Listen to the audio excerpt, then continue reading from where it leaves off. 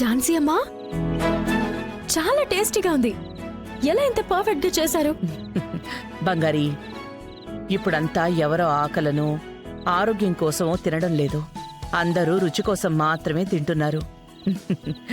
ఒక్క కడుపు మాత్రమే నిండితే సరిపోదు, మనసు కూడా నిండాలి.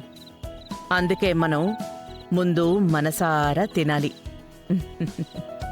అప్పుడే అది కాలాన్ని దాటి నిలబడుతుంది. ఇదిగో ఈ రాగి సంకటి నాకు మా అమ్మ నేర్పించింది.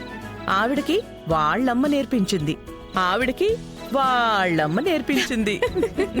ఇలా ఎన్ని కాలాలు దాటుకుంటూ ఈ వంటకాన్ని తీసుకునొస్తున్నాం. ఇది కేవలం వంటకం మాత్రమే కాదు, ఇది ఆరోగ్యాన్ని నిలబెట్టే మన సాంప్రదాయం కూడా.